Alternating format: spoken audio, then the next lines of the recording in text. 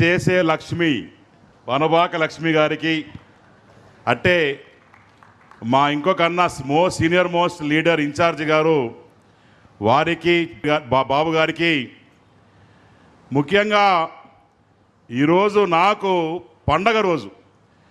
ఎందుకంటే ఎలక్షన్లు అయిన తర్వాత ఎన్నోసార్లు మనం కలిసాం, ఎన్నో మీటింగ్లు పెట్టుకున్నాం. కార్యకర్తల మీటింగ్ కూడా చాలాసార్లు పెట్టారు. ఆఫీస్ నుంచి కూడా చాలామంది చెప్తున్నారు ఇన్ని మీటింగ్లు పెడుతున్నారు ఏందా అని. కానీ ఈరోజు నాకు ప్రాణంతో సమానమైన లోకేష్ అన్న ముందున మీటింగ్ అంటే నాకు గుండెల్లో దడదడగా ఉంది.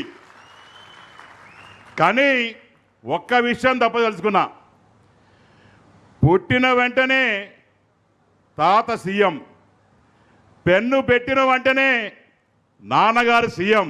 కానీ లోకేష్ అన్న ఒక మాట తెలుసుకున్నా, అందరు తెలుగుదేశం కుటుంబంలో నీకన్నా మొండోడు మాత్రం లేడన్నా.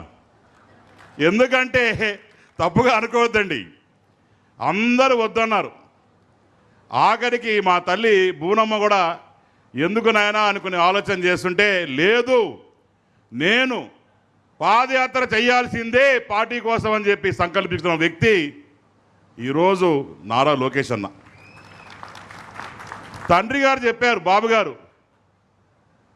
నాన్న మంగళగిరి వద్దురా, వేరే కాన్స్టిట్యూన్సీ చూసుకోడంటే, లేదు మంగళగిరే కావాలంటాడు.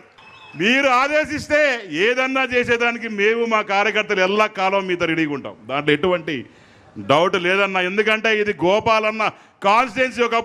ఒకప్పుడు చంద్రబాబు నాయుడు గారి దయ వల్ల గోపాలన్న మేము ఈరోజు అందరం కూడా బాగున్నామంటే అది ప్రజలు మీరు పెట్టిన భిక్ష అని చెప్పి ఏ రోజు మేము మర్చిపోమన్నా. తర్వాత మంత్రి పదవి కాడికి వచ్చింది. మంత్రి పదవి కాడికి వస్తే సారు పిలిచి ఈ పదవి కాదు ఆ పదవి తీసుకోమన్నాడంట. కానీ మా అన్న మాత్రం లేదు మోస్ట్ కాంట్రవర్షియల్ పదవి ఏంది అని ఎతికి ఎడ్యుకేషన్ పదవి తీసుకున్నాడు. దాంట్లో ఉన్న తలనొప్పులు ఎక్కడ దేంట్లో ఉండవు. ఈరోజు మొన్న చూస్తే మరి మెగా డిఎస్సి అని చెప్పి ఒక మహానుభావుడు 5 సంవత్సరాలు మోసాలు చేశాడు. తర్వాత మన నాయకుడు దైవంతో సమానమైన చంద్రబాబు నాయుడు వచ్చిన వెంటనే మొదటి సంతకం మెగా డిఎస్సి మీద పెట్టి నేను ఈరోజు అందరితో పాటు ఉన్నాను, నేను మాట మీద ఉంటాను అని చెప్పిన మహానేత. అంతే కూడా కాకుండా అన్నా ఇంకొక మాట, సార్ని కొద్దిగా స్పీడ్ తగ్గించుకోమని చెప్పాలన్నా. ఆయన స్పీడ్తో మేము తట్టుకోలేకపోతున్నాం.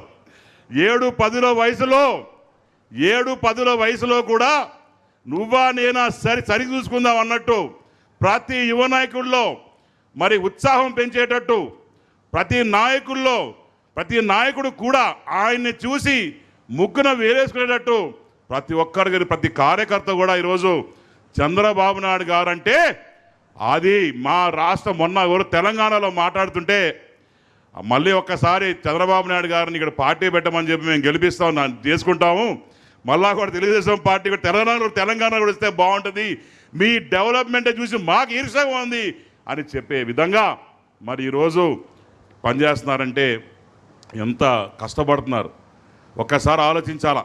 మనకి 4 ప్రోగ్రాంలు పెడితేనే ఓయమ్మ అంటాను.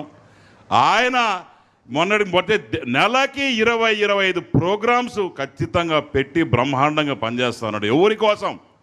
ఎవరి లాభం కోసం? ఆంధ్రప్రదేశ్లో ఉన్న బిడ్డలు, మీ బిడ్డలు, మా తల్లులు అందరూ కూడా బ్రహ్మాండంగా ఉండాలి. ఎక్కడ కూడా కార్యకర్తలు ఇబ్బంది పడకూడదు, కార్యకర్తల పిల్లలు ఇబ్బంది పడకూడదు, బ్రహ్మాండంగా చదువుకోవాలి, కంపెనీలు రావాలి, ఉద్యోగాలు రావాలి. ఆంధ్రప్రదేశ్ ప్రతి దశలో మొత్తం కలిపి భారతదేశం మొత్తం కూడా ఈరోజు ఆంధ్రప్రదేశ్ అంటే brand CBN and brand NL అని చెప్పి ఈరోజు ప్రతి ఒక్కరు అనుకుంటా ఉంటారు.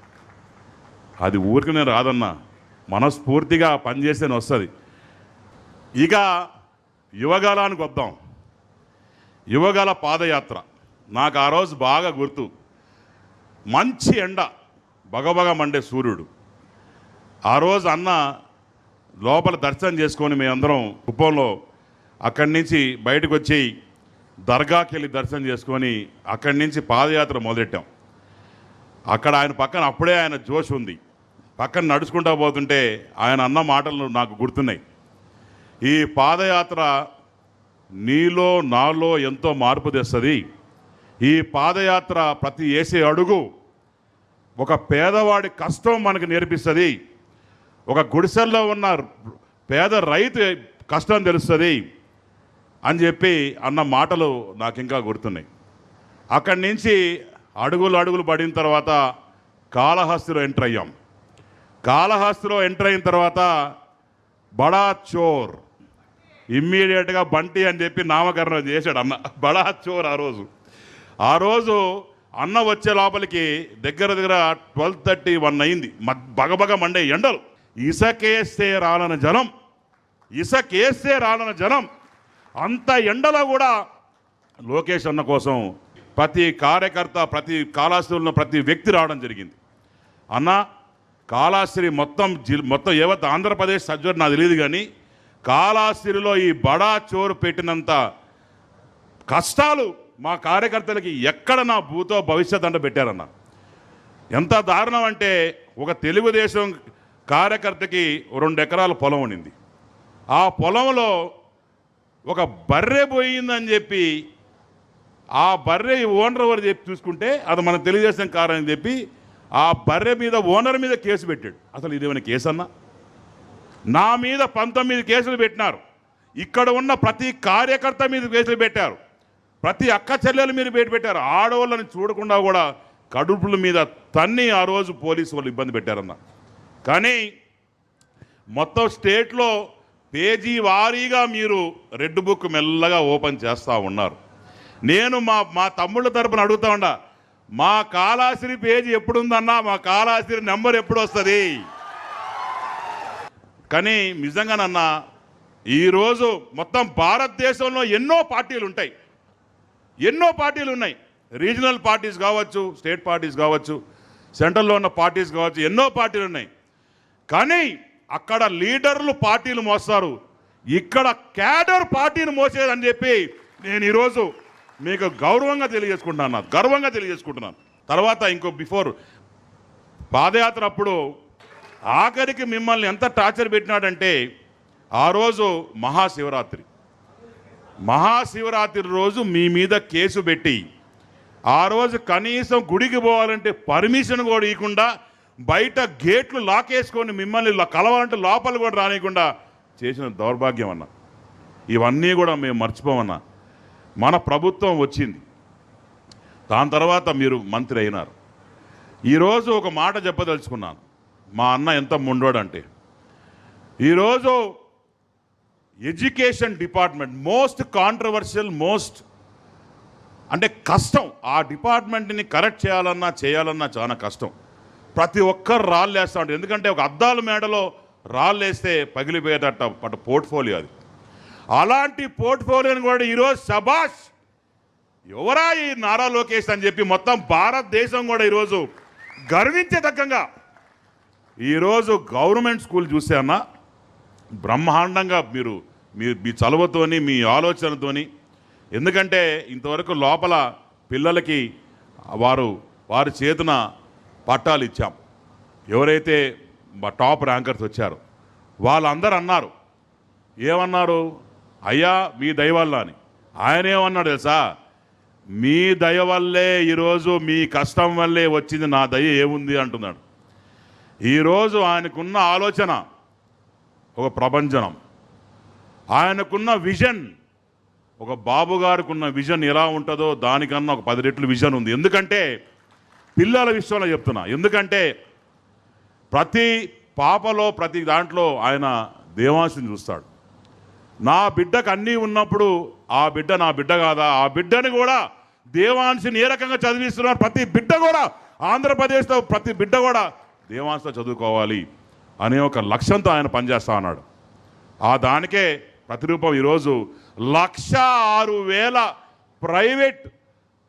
ప్రైవేట్ స్కూల్లో చదివే పిల్లలు ఈరోజు 1,06,000 మంది వచ్చి గవర్నమెంట్ స్కూల్లో చేరారంటే దానికన్నా గర్వం ఏముందయ్యా? నిజంగానే మహానుభావుడు అన్నా నువ్వు. 2 చేతులు దండం పెట్టాలి చిన్నోడువేనా. ఇంకో పక్క చూస్తే సారు గురించి మేము చెప్పేంత స్తోమత కాదు, కానీ దగ్గర లక్షల కోట్ల పెట్టుబడి. ఏం అవసరం చెప్పండి వాళ్ళిద్దరికి? ఒకరు సీఎం, ఒక మంత్రి గొమ్మన హాయిగా కూర్చోవచ్చు. ఎవరి కోసం పనిచేస్తున్నారు? ఎవరి కోసం ఈ తపన? ఆంధ్రప్రదేశ్ ప్రజల కోసం. ఒక రాక్షసుడు మొత్తం ఆంధ్రప్రదేశ్ని చిందా విందలు చేసిన తర్వాత, అప్పుల్లో కూడిపోయిన తర్వాత, ఈరోజు మళ్ళా అప్పుల్లో నుంచి బయట తేవాల, రాష్ట్రానికి ఊపిరి పోయాల. ఇప్పుడే ఆక్సిజన్ వచ్చింది, మళ్ళా తీసుకొని కంపెనీలు వేస్తూ ఉన్నారు. కంపెనీలు పెట్టాలా? మళ్ళా ఉన్న పాపాత్ములు 3 ముక్కలు ఆట ఆడినారు. మూడు క్యాపిటల్స్ అంటాడు. నిజంగానే ఆ తుగ్లక్ మనిషి ఏందో అర్థం కాడు, కానీ నా జన్మలో ఎవరికి అర్థం కాదు. నన్ను అడిగితే ఒక 4 సైంటిస్టులు తీసుకొచ్చి ఆ బ్రెయిన్కి మిషన్ పెట్టి చూడాలా ఏంది ఆ బ్రెయిన్, దాని లోపల ఏముంది, అసలు ఉందా లేదా అని. కానీ ఈరోజు మనం చేస్తున్న అభివృద్ధి నా భూతో నా భవిష్యత్. కాళహస్తికి వస్తే అన్న, మనం వచ్చిన తర్వాత ఒక శివం టు శివం రోడ్డు, కాలువలన్నీ బ్రహ్మాండంగా చేశాం. రోడ్లన్నీ అద్దంలా మెరుస్తూ ఉన్నాయి. ప్రతి ఒక్క పేదవాడికి 3 సెంట్లు భూమి ఇచ్చే కార్యక్రమం స్టార్ట్ చేశాం. హౌసింగ్ ఇస్తూ ఉన్నాం, నీళ్ళకి ట్యాంకులు కట్టిస్తూ ఉన్నాం.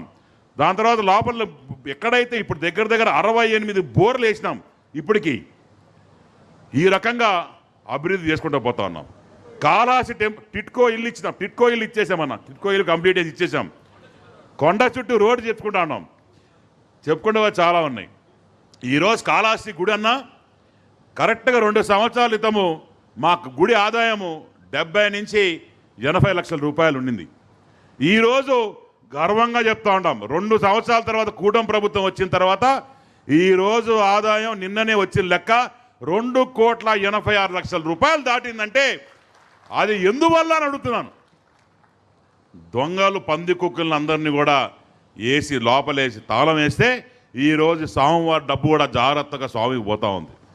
ఈరోజు మీరు రావడం అనేది మాకు చాలా ఒక 1000 ఏనుగుల బలం అన్న. ఈ ఒక్క విషయం మీరు తిట్టారంటే కార్యకర్తల తరపున ఒకటి మీరు ఏమి తిట్టనంటే లోకేష్ అన్న, కార్యకర్తల తరపున ఒక్క మాట నేను మిమ్మల్ని అడగదలుచుకున్నాను. మీరు తర్వాత నాకు కొట్టినా పర్లేదు, అడుగుతా అన్నా. మన కార్యకర్తలు ఈ 7 సంవత్సరాల నుంచి ఎంతో ఇబ్బందులు పడ్డారన్న. బాబు గారు చెప్పిన మాట నాకు ఇంకా గుర్తుంది. వాళ్ళలాగా మనం కేసులు పెట్టి వాళ్ళలా కొడితే వాళ్ళకి మనకి తేడా ఏముంది రా అన్నారు ఆ రోజు. కాబట్టి ఆయన చెప్పిన మాట దవజాడకుండా మేము ఎక్కడ కూడా తప్పు ఈరోజు వరకు చేయలేదన్నా. కానీ కార్యకర్తలకు అవసరం, మీ అవసరం ఎంతో ఉందన్న. ఎంతోమంది కార్యకర్తలు ఈరోజు ఇంకా కూడా పేదరికంలో ఉన్నారు. ఎంతోమంది కార్యకర్తలు ఇంకా కష్టపడుతున్నారు. ఎంతోమంది కార్యకర్తలు మన వల్లనే నమ్ముకొని ఉన్నారన్న. దయచేసి మీరు ఈ 2 సంవత్సరాల్లో 3 సంవత్సరాల్లో ఏదో ఒక రకంగా మన తెలుగుదేశం పార్టీ కుటుంబ సభ్యులందరికీ ఆర్థికంగా మీరు ఏ రకంగా సపోర్ట్ చేసి వాళ్ళని కూడా ఒక బేస్ ఫామ్ చేసి అందరూ కూడా మరి ప్రతి ఒక్కరు కూడా ప్రతి కార్యకర్త కూడా బ్రహ్మాండంగా ఉండి కలకల్లాడేటట్టు మీరు చేయాల్సిన అవసరం ఉందని మిమ్మల్ని నేను శ్రీకాళహస్తి మా కార్యకర్తల తరపున అందరిని అడుగుతున్నానన్న. ఈరోజు అందరం కూడా మనం కాళహస్తి క్యాడర్ అంతా కూడా తరపున నేను మాటిస్తూ ఉన్నాను. వచ్చే 40 సంవత్సరాలు కాళహస్తిలో తెలుగుదేశం పార్టీ జెండా రెపరెపలాడుతూనే ఉండేటట్టు మేమందరం కష్టపడతామని చెప్పి మీకు తెలియజేసుకుంటూ, మీరు కూడా మరి 100 ఏళ్ళు చల్లగా ఉండాలా. ఎందుకంటే మీరు ఆశీర్వాదం మీరు ఏ రకంగా పనిచేస్తారు మేము చూస్తున్నామని చెప్పి తెలియజేసుకుంటూ, మీ చల్లని చూపు కూడా మా అందరి మీద ఉండాలని తెలియజేసుకుంటూ, నారా చంద్రబాబు గారి నాయకత్వం, నారా లోకేష్ నాయకత్వం, జోహార్ అన్న ఎన్టీఆర్, జోహార్ అన్న ఎన్టీఆర్, జోహార్ అన్న ఎన్టీఆర్. జై తెలుగుదేశం, జై తెలుగుదేశం. నమస్కారం. ఎప్పుడెప్పుడు అని ఎదురు చూస్తున్నా మన యువగలం నేత, మనందరి ఆశాజ్యోతి దైవమైన శ్రీ నారా లోకేష్ గారు ఇప్పుడు మాట్లాడతారని చెప్పి తెలియజేసుకుంటున్నాను.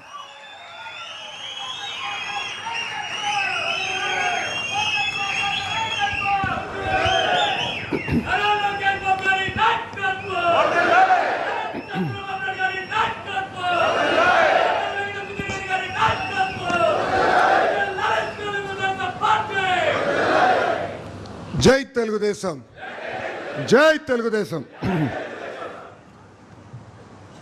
వేదికమైన పెద్దలందరికీ నా హృదయపూర్వక నమస్కారాలు. ఈరోజు మేమందరం వేదిక మీద కూర్చోగలుగుతున్నామంటే దానికి కారణం తెలుగుదేశం పార్టీ కార్యకర్తల చెమట త్యాగమని ఈ సభముగా తెలియజేస్తున్నాం. యువగలం పాదయాత్రలు చూసా, ఎత్తిన పసుపు జెండా దించకుండా, మడిమ తిప్పకుండా నమ్మకున్న సిద్ధాంతాలకి అండగా నిలబడిన ఏకైక వ్యక్తి తెలుగుదేశం పార్టీ కార్యకర్త. ఉమ్మడి చిత్తూరు జిల్లా అంటే మా కుటుంబానికి ఎక్కడ లేని ప్రేమ. మనందరం చూసాం, ఒక స్టూడెంట్ లీడర్గా ఆయన ప్రయాణం ప్రారంభించి ఒక శాసనసభ్యుడిగా, ఆనాడు ఒక మంత్రిగా, ఇప్పుడు 4 సార్లు ముఖ్యమంత్రిగా తయారు చేసిన గొప్ప నేల మన చిత్తూరు జిల్లా. ఒక బాబు గారికే కాదు, విశ్వవిఖ్యాత నట సార్వభౌమ స్వర్గీయ నందమూరి తారక రామారావు గారికి చిత్తూరు జిల్లా అంటే ప్రేమ. ఆనాడు మహిళలు ప్రత్యేకంగా ఉన్నత విద్య అందించాలని మహిళా యూనివర్సిటీ ఏర్పాటు చేసిన గొప్ప నాయకుడు అన్న ఎన్టీఆర్.